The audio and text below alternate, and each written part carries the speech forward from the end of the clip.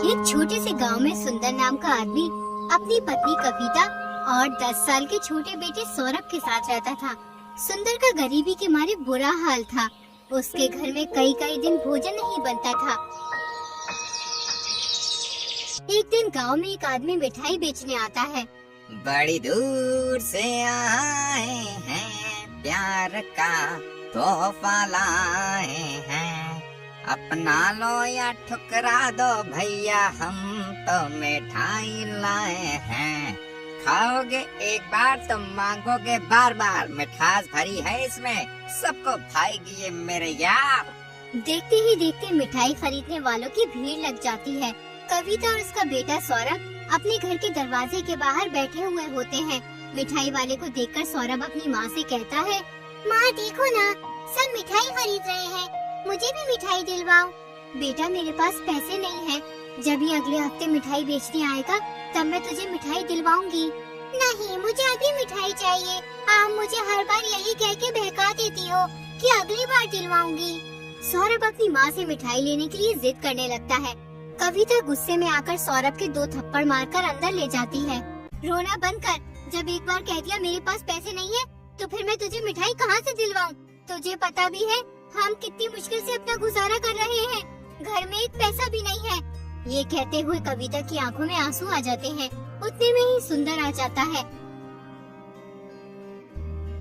जो कविता से कहता है, अरे क्या हुआ, तुम्हारी आंखों से आंसू क्यों आ रहे हैं? कुछ नहीं, बस अपनी तकदीर को देखकर रोना आ गया।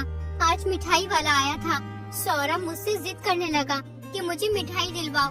मैंने उसे गुस्से में पीट दिया। तुमने ये क्या किया कविता? उस मासूम को क्या पता हमारी मजबूरी का? तुम उसे प्यार से समझा देती ये बात। प्यार से मानता कौन है जो मैं उसे समझाऊं? घर में एक पैसा नहीं है, पूरे 2 दिन हो गए घर में खाना पके। कब तक यूँ फाका किया जाए? एक तुम हो, सारी जिंदगी सीधेपन में निकाल दी। आजकल सीधे आदमियों का जमाना नहीं है। कविता ऐसी बात नहीं है, तुम जानती हो कि मैं कितनी मेहनत से काम करता हूँ, लेकिन फिर भी मेरी तकदीर में पैसा नहीं है। इसमें मैं क्या कर सकता हूँ? तुमसे मैंने कितनी बार कहा है, समझ और मेहनत से काम किया करो। तुम अपने सीधेपन की वजह से हर जगह धोखा खा जाते हो। तुम एक काम करो, अपने मित्र सोम के पास जाकर कोई काम मांगो, वो तुम्हें कोई न कोई काम जरूर बता देगा। सुंदर अपने दोस्त सोम के पास जाता है।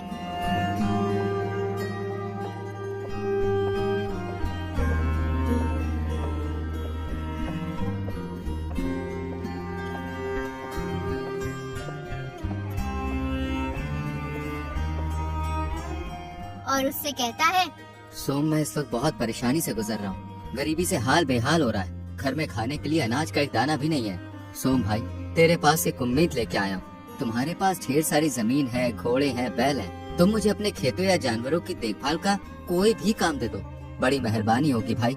मैं बहुत ही मेहनत और ईमानदारी से काम करूँगा तुम्हारा। सुंदर, अब मेरे पास कुछ भी नहीं है, ना जमीन, ना बैल, ना घोड़े।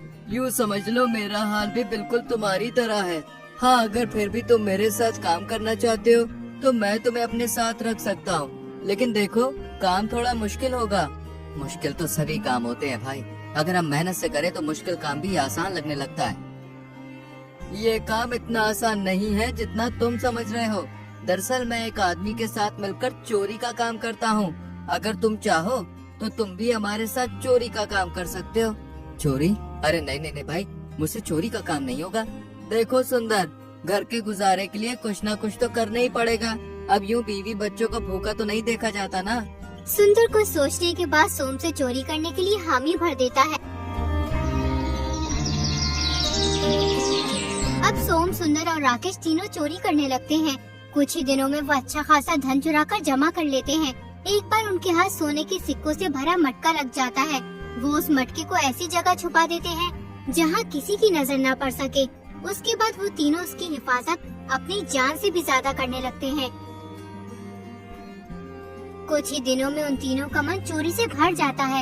एक दिन सोम अपने दोस्त से बोला, मैं तो इस चोरी की जिंदगी से तंग आ गया हूँ। हमें हमेशा चौकन्ना रहना पड़ता है, कहीं कोई चोरी करते हुए पकड़ न ले। अगर किसी ने पकड़ लिया तो भाई मार मार के बुरा हाल कर देगा और फिर राजा के पास ले जाएगा और राजा अलग सजा देंगे चोरी करने की। तुम सही कहते हो सोम, मैं भी चाहता हूँ कि हम लोग एक शांति भरी और सच्ची जिंदगी जिए। चोरी से आज तक कभी किसी का भला नहीं हुआ है। इसलिए हमें अब ये चोरी का काम छोड़ देना चाहिए। इस मटके से सिक्के निकाल कर बेच देते हैं। जितने भी पैसे मिलेंगे इन सिक्कों के, उनसे हम कोई काम कर लेंगे और फिर सुख चैन से अपना जीवन जिएंगे। अगर तुम दोनों का अब चोरी करने का मन नहीं है तो हम एक काम करते हैं, हम इन सिक्कों को छुपा कर रखते हैं। अगर किसी को शक हो गया तो लेने के देने पड़ जाएंगे। हमें किसी ऐसी जगह चलना चाहिए जहाँ हमें कोई भी ना जानता। वहाँ पे हम ईमानदारी से काम करेंगे और सुकून चैन की जिंदगी जिएंगे, और फिर जैसे ही मौका मिलेगा इन सिक्कों को हम बेच देंगे। राकेश, तुम सही कहते हो, हमें ऐसा ही करना चाहिए। तीनों ने तय कर लिया था कि वो अब कहीं और काम करेंगे और चैन से अपनी जिंदगी बिताएंगे। लेकिन राकेश की नजर उस मटके पे थी। वो सोचता था, किसी भी तरह से मुझे इन दोनों से ये मटका चुरा के भागना है। उसके बाद मुझे कभी भी कोई काम करने की जरूरत नहीं होगी। अब राकेश उस मटके को चुराने के लिए सही मौके का इंतजार करने लगता है। तीनों मटका लेकर गांव से दूर एक जंगल में पहुंच जाते हैं। वहां उन्हें एक बुढ़िया का घर मिलता है। राकेश बुढ़िया से कहता है, हम तीनों व्यापारी हैं, शहर में कुछ काम धंधा शुरू करना चाहते हैं। आपका घर शहर के बहुत नजदीक है, जो हमारे लिए बहुत ही फायदेमंद होगा। इससे हमें शहर आने जाने में बहुत आसानी होगी। हम अपने व्यापारिक कामों को बेहतर तरीके से संभाल पाएंगे। हम कुछ दिनों के लिए आपके घर में रुकना चाहते हैं। इसके बदले हम आपको अच्छे खासे पैसे भी देंगे। पैसों का नाम सुनकर बुढ़िया अंदर ही अंदर खुश होने लगती है।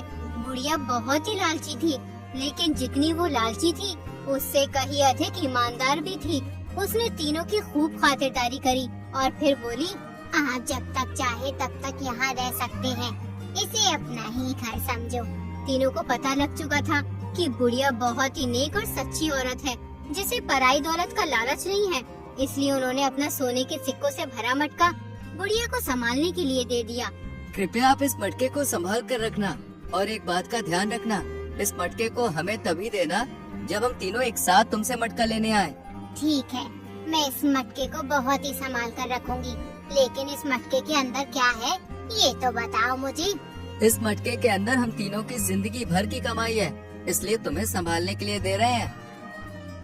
बुढ़िया उस मटके को एक खुफिया जगह पर छुपा देती है, जिससे किसी को पता न चले। अगले दिन तीनों काम करने की तलाश के लिए निकल जाते हैं। पूरा दिन हो जाता है, लेकिन उन्हें कहीं भी काम नहीं मिलता, इसलिए वो बहुत थक जाते हैं। फिर वो बुढ़िया के घर से थोड़ी दूर एक पेड़ के नीचे बैठे होते हैं। भाइयों, पूरा दिन हो गया, लेकिन कहीं भी काम नहीं मिला। मुझे तो बहुत तेज भूख लग रही है। ऐसा मन कर रहा है किसी पेड़ के नीचे बैठकर खाना खाया जाए। थक तो मैं भी बहुत गया हूँ और मुझे भी बहुत जोर की भूख लगी है, लेकिन खाना लेने जाएगा कौन बुढ़िया के घर? राकेश इसी घड़ी का इंतजार कर रहा था। वो सोचने लगता है, ये सही वक्त है उस मटके को गायब करने का। किसी भी तरह मुझे बुढ़िया से वो मटका लेना होगा। मैं जा रहा हूँ खाना लेने, तुम दोनों आराम करो यहाँ पे।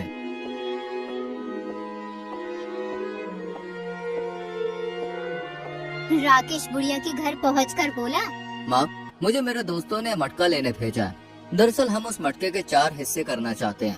4 हिस्से क्यों करना चाहते हो? तुम तो 3 हो, फिर एक हिस्सा किसका है? वो एक हिस्सा हम तुम्हें देना चाहते हैं। तुमने हमारी देखभाल जो की है, तुम्हें पता भी है उस मटके के अंदर सोने के सिक्के हैं। तुम्हारे हिस्से में बहुत सारे सिक्के आएंगे। तुम उन सिक्कों से अपनी बची कुची जिंदगी आराम से काट लोगी। ला, जल्दी मुझे वो मटका ला कर दो। मुझे अपने हिस्से का कोई लालच नहीं है। मैं तुम्हें मटका तभी दूंगी जब तुम तीनों एक साथ मेरे पास मटका लेने आओगे। राकेश सोचने लगता है, ये बुढ़िया तो बहुत चालाक है, ये मेरी बातों में आई नहीं रही। अब क्या करूं? एकदम राकेश के दिमाग में एक विचार आया। वो बुढ़िया से बोला, अगर तुम्हें मेरी बात पे यकीन नहीं है तो तुम खुद ही जाकर पूछ लो। बुढ़िया घर से बाहर निकली। उसने दोनों को एक पेड़ के नीचे बैठे हुए देखा। उसने दूर से ही उन दोनों को आवाज लगाई, क्या तुम दोनों ने अपने दोस्त को मटका लेने भेजा है? सुंदर और सोम को बुढ़िया की आवाज साफ सुनाई नहीं थी। उसने सोचा बुढ़िया खाने के लिए पूछ रही है, इसलिए उन्होंने बुढ़िया से कहा, हाँ, उसे दे दीजिए। बुढ़िया ने सोचा ये आदमी सही कह रहा है। उन्होंने अपना मटका मंगाया है और ये मुझे भी हिस्सा देना चाहते हैं। बेचारी बहुत ही नेक आदमी है। बुढ़िया राकेश के पास जाकर बोली, तुम मेरा यही इंतजार करो, मैं मटका लेकर आ रही हूँ। बुढ़िया ने मटका लाकर राकेश को दे दिया। राकेश मटका लेकर तुरंत ही वहाँ से चलता बना। उधर सोम और सुंदर राकेश का इंतजार कर रहे थे। सोम भाई, राकेश को काफी देर हो गई है, लेकिन अभी तक वो खाना लेके नहीं आया। मुझे तो कोई मसला लगता है, हमें चल के देखना चाहिए वहाँ पे। दोनों बुढ़िया के घर की ओर निकल पड़े।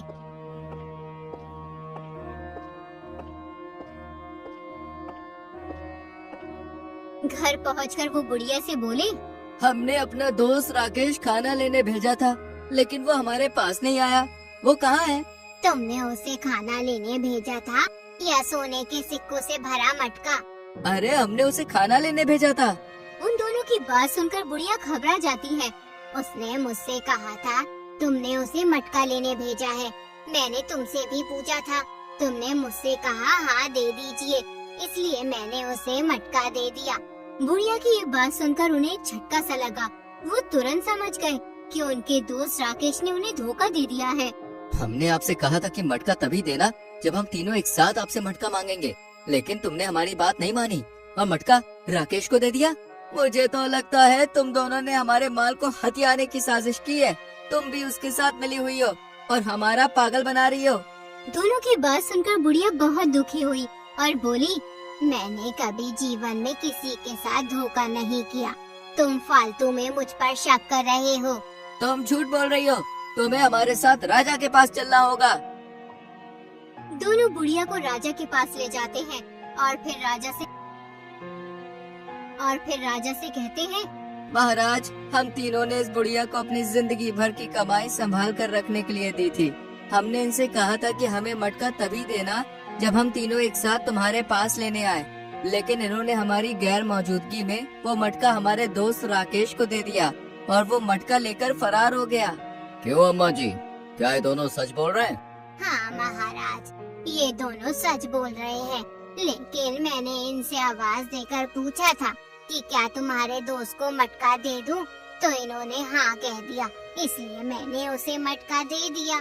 नहीं महाराज, ये झूठ बोल रही है। हमने खाना देने के लिए हाँ कहा था, न कि मटका देने के लिए। महाराज, ये भी हमारे दोस्त राकेश के साथ मिली हुई है। ये सब इस बुढ़िया की लापरवाही की वजह से हुआ है, जिससे तुम दोनों को नुकसान हुआ। इसलिए तुम्हारे नुकसान का सारा हर्जाना बुढ़िया को 5 दिन के अंदर भरना होगा। अगर ये हर्जाना नहीं भर सकी तो फिर इन्हें सजा मिलेगी। राजा की बात सुनकर बुढ़िया रोती हुई अपने घर चली जाती है। हे ईश्वर, मेरी मदद कर। मैं उन दोनों का धन कहाँ से लौटाऊं इस बुढ़ापे में? मैं उनके धन की भरपाई कहाँ से करूँगी? उधर मंत्री राजा से कहता है, महाराज, मुझे लगता है कि वो बुढ़िया बेकसूर है। हमें एक बार इस मसले की सही से तहकीकात करनी चाहिए। वो इस बुढ़ापे में उन दोनों का इतना सारा धन कहाँ से लौटाएगी? तुम सही कहते हो, हमें इस मामले की सही से तहकीकात करनी चाहिए। तुम एक काम करो, कल भेष बदल कर उस बुढ़िया के घर जाओ और सच का पता लगा के आओ। अगले दिन मंत्री एक साधारण आदमी का भेष बदलकर बुढ़िया के घर पहुंच जाता है। जब वो बुढ़िया के घर पहुंचता है, उस वक्त बुढ़िया रो रही होती है। मंत्री बुढ़िया से कहता है, अम्मा, अब क्यों रो रही है? आपको कोई परेशानी है क्या? नहीं बेटा, मैं अपनी किस्मत पर रो रही हूँ। मैंने हमेशा दूसरों का भला चाहा, उस भलाई का मुझे आज ये अंजाम मिल रहा है। बुढ़िया मंत्री को अपनी सारी बात बताती है, किस तरह राकेश उसे धोखा देकर मटका ले गया और राजा ने 5 दिन के अंदर सुंदर और सोम का हर्जाना भरने का वक्त दिया है। बुढ़िया की बात सुनकर मंत्री कहता है, ईश्वर करे उन दोनों को तुम्हारे साथ ऐसा सलूक करने की सजा मिले। तुम परेशान ना हो अम्मा, ईश्वर ने चाहा तो सब ठीक हो जाएगा। मंत्री राजमहल जाकर राजा को सारी बात बताता है। मंत्री की बात सुनकर महाराज बहुत हैरान होते हैं। फिर वो मंत्री से कहते हैं, ये तो हमसे बहुत बड़ी गलती हो गई। क्या तुम इस मामले को हल कर सकते हो? जी महाराज, बिल्कुल।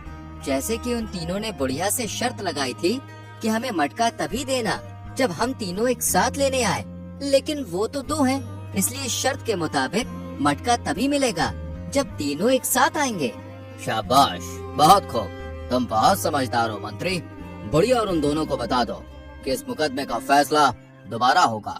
अगले दिन बुढ़िया और सुंदर सोम दरबार में आए। राजा ने उन दोनों से कहा, तुम्हारी शर्त ये थी कि बुढ़िया वो मटका तभी दे तुम्हें जब तुम तीनों एक साथ मटका लेने आओ।